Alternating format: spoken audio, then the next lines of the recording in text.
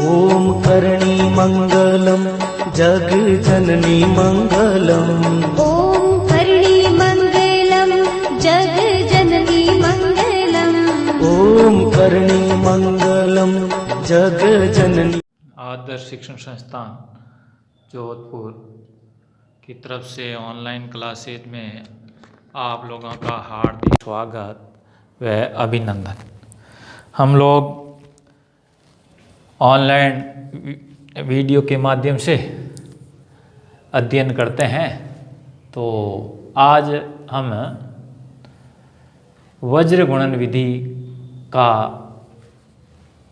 हल करना, वज्र गुणन विधि से समीकरण युग्मों को हल करना सीखेंगे। हमने दो विधियां पहले पढ़ ली है, प्रतिस्थापन विधि और विलोपन विधि। दोनों विधियों के अंदर हम लोगों ने समीकरण युग्म को सरल किया था और उसका हल निकाला था। अब है वो तीसरी विधि है, वो पढ़ेंगे वज्र गुणन विधि। तो वज्र गुणन विधि के अंदर है कि जो आपके दोनों समीकरण युग्म हैं उसको बाएं पक्ष में ले आएंगे और दाएं पक्ष में है वो शून्य हो, ऐसा होना चाहिए। अब देखिए पहला सवाल है, निम्न रेखिक समीकरणों के युग्म में से किसका एक अद्वितीय हल है और किसका कोई हल नहीं है, या किसके अपरिमित रूप से अनेक हल हैं। अद्वितीय हल की स्थिति में वज्र गुणन विधि से हल ज्ञात कीजिए। हम लोगों ने है वो इन वीडियो के अंदर, पहले वीडियो के अंदर देखा था कि यानी तीन शर्तें थी और तीन शर्तों के अनुसार हमने समीकरण युग्म का कोई हल नहीं या अपरिमित रूप से अनेक हल या अद्वितीय हल की स्थिति जानते थे। तो उसी को आगे बढ़ाते हुए अब हमारे पास है वो पहला प्रश्न दिया गया है, x - 3y - 3 बराबर 0, 3x - 9y - 2 बराबर 0। अब मैंने पहले अभी बताया था कि हमें समीकरण के अंदर दाएं पक्ष में शून्य हो, तो ये जो सवाल दिया गया है उसके अंदर वैसी है वो दाएं पक्ष के अंदर शून्य है और सभी पद है वो बाएं पक्ष में। अब हम लोगों ने समीकरण का मानक रूप पढ़ा था, ax + by + c बराबर 0 है।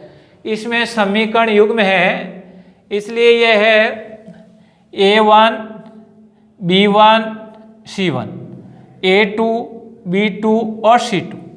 इस प्रकार से हम इसके चरों के गुणांकों को गुणांकों का लिखते हैं। तो देखो यहाँ a1, x का गुणांक a1 होगा, तो यहाँ 1 है। यहाँ b1 है वो y का गुणांक है, तो y का गुणांक -3 है, तो b1 का मान -3। c1, यहाँ c1 है वो स्वतंत्र पद होता है, तो -3 है तो -3। इसी प्रकार दूसरे समीकरण के अंदर ये 3x, तो x का गुणांक है वो 3 है, इसलिए a2 का मान 3 होगा। b2 है वो y का गुणांक है तो -9 है, और c2 है वो -2 है। तो इस प्रकार से हमने a1 b1 c1 a2 b2 और c2 के मान है वो प्राप्त किए। अब देखते हैं a1 बटा a2, तो a1 का मान 1 है और a2 का मान 3 है, तो 1 बटा 3। b1 बटे b2, b1 का मान -3 है और b2 का मान -9 है। जब माइनस में माइनस का भाग देते हैं तो प्लस हो जाता है, और 3 और 9 है वो 3 से कट रहे हैं, तो 3 एकम 3 और 3 तिया 9, तो b1 बटे b2 का अनुपात है वो 1 बटा 3 आ गया।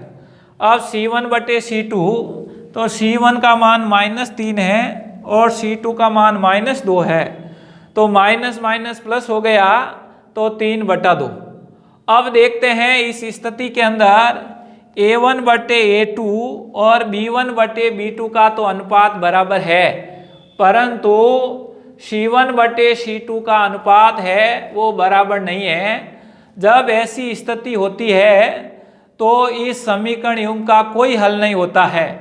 और इसके अंदर प्रश्न के अंदर यही कहा है कि जब अद्वितीय हल हो तभी हमें वज्र गुणन विधि से हल ज्ञात करना है। तो ये सवाल यहाँ तक ही करना है।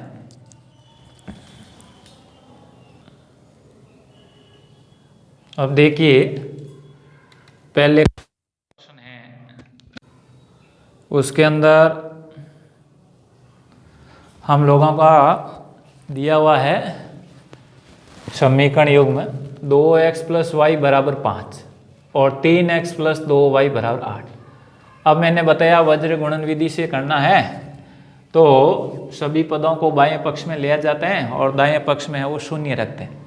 तो 2x + y ये प्लस का 5 है, इधर आ गया तो माइनस का 5 और बराबर में 0। इसमें भी 3x + 2y = 8 है, तो ये दाएं पक्ष से बाएं पक्ष में आया तो धनात्मक है तो ऋणात्मक हो गया, तो 3x + 2y - 8 = 0। अब हम लोगों के समीकरण की मानक रूप से हम तुलना करते हैं। यहाँ समीकरण युग्म है इसलिए नाम अलग अलग कर देते हैं। तो a1 का मान है, x का गुणांक है, यानी पहला समीकरण मान लो ये पहला है, तो x का गुणांक 2 है तो a1 का मान 2 है। b1 का मान y का गुणांक 1 है और c1 है वो -5 है, स्वतंत्र पद है। इसी प्रकार इस दूसरे के अंदर समीकरण a2 के अंदर x का गुणांक 3 है इसलिए 3 लिखा, b2 है y का गुणांक है वो प्लस का 2 है इसलिए 2 लिखा, और c2 है वो माइनस का 8 है इसलिए माइनस का 8 लिखा। अब हम अनुपातों की तुलना करते हैं, तो तुलना करते हैं तो a1 बटा a2 तो 2/3, अब b1 बटे b2 1/2 और c1 बटे c2 -5 बटे -8, तो माइनस माइनस क्या हो गए प्लस हो गए और 5/8। तो इसके अंदर ये सब है वो सरल अनुपात के अंदर हम लोगों को प्राप्त हो गया। अब हम इस a1 बटे a2, b1 बटे b2 और c1 बटे c2 के अनुपातों की तुलना से देखते हैं कि इसके अंदर a1 बटे a2 का अनुपात है वो b1 बटे b2 के अनुपात के बराबर नहीं है।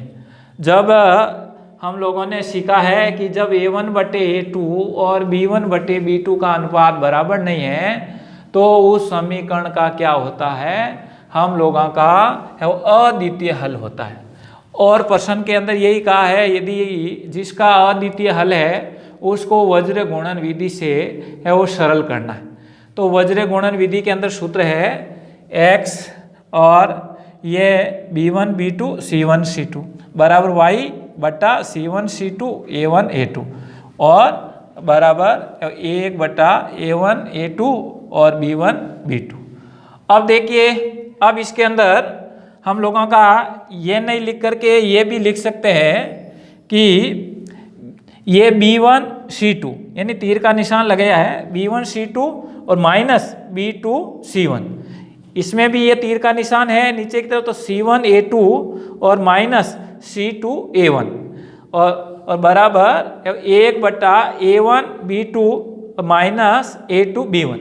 ये हमारे को याद रखने के लिए है, तो चाहे ये रखो और चाहे ये रखो, यानी इसमें दोनों को लिखने की आवश्यकता नहीं, एक को आपकी जैसी सुविधा है वैसा आप लिख देना। तो है मान लो कि ये और ये दोनों सेम है, तो मैं नीचे वाला ये लिख करके आप लोगों के मान रखना। तो x b1 c2, तो b1 का मान 1 है इंटू c2 का मान है वो आप लोगों का है माइनस है वो c2 का मान -8 है, तो 1 इंटू -8 लिख दिया। ये माइनस का माइनस b2 c1, b2 का मान कितना है 2 गुणा c1 का मान कितना है -5, तो -5 बराबर अब y बट्टे ये y ये बट्टे c1 a2, c1 का मान कितना है -5 और a2 का मान कितना है 3, तो 3 ये माइनस का माइनस C2A1, तो C2 का मान लिख दिया, यहाँ लिख दिया C2 का मान, और A1 का मान यहाँ लिख दिया 2, और बराबर 1/A1B2, A1 का मान 2 इंटू B2 का मान भी 2, तो 2 इंटू 2, ये माइनस का माइनस, A2B1, तो A2 कितना है 3, और B1 कितना है 1, तो 3 इंटू 1। अब इसको सरल करना, तो x यहाँ प्लस का या माइनस का, प्लस माइनस माइनस, और फिर गुणा कर दिया 1 को 8 से, तो हम लोगों को प्राप्त हो गया माइनस का संख्या प्राप्त होगी माइनस की 8। ये माइनस, ये प्लस, नहीं ये माइनस, माइनस को माइनस से गुणा किया तो प्लस हुआ, 2 को 5 से गुणा किया 10 प्राप्त हो गए। इसी प्रकार बराबर y, ये माइनस है ये प्लस है, तो माइनस प्लस माइनस, क्योंकि जब गुणा होता है तो चिन्ह भी गुणा हो रहा है, तो 5 को 3 से गुणा कर दिया तो माइनस के 15, अब माइनस और माइनस ये प्लस हो गया, और ये है वो 8 इंटू 2, तो प्लस के कितने हो गए 16, और बराबर 1, 2 को 2 से गुणा कर दिया 4, 3 को 1 से गुणा कर दिया 3। अब देखते हैं x बटा, अब माइनस के 8 और प्लस के 10, तो किस चिन्ह के कितने ज़्यादा है, क्योंकि गुणे के अंदर ही चिन्ह गुणे करना है, बाकी के अंदर गुणा नहीं करना है। तो यहाँ प्लस के 2 अधिक है, इसलिए x बटा 2 बराबर ये y, ये माइनस के 15 है और प्लस के 16 है, तो किस चिन्ह के कितने ज़्यादा है, तो यहाँ y और बटे -15 प्लस 16, तो क्या हो गया प्लस का बच गया 1। अब देखो 1/4 में से 3 चले गए, 1 रहा। अब देखो इसकी तुलना कर लेते हैं, x बटा 2 बराबर 1/1, तो अब वज्र गुणा किया, 1 को x से गुणा किया x ही है, 2 को 1 से गुणा किया 2। अब देखो y बटा 1 और बराबर 1/1, तो यहाँ वज्र गुणा कर लेते हैं, तो यहाँ y बराबर हमें प्राप्त हो गया, यहाँ है वो, यहाँ 1 इंटू 1 बराबर है वो 1 प्राप्त। तो दोनों समीकरणों के हल हमें प्राप्त हो गए, x बराबर 2 और y बराबर 1 प्राप्त हो गया। तो इस प्रकार से हम लोगों के यदि अद्वितीय हल है तो समीकरण को हल करना है। तो मैंने वो पहले प्रश्न के 1 और 2 समझाए हैं, और तीसरा और चौथा आप लोगों को है वो प्रैक्टिस के लिए करना है।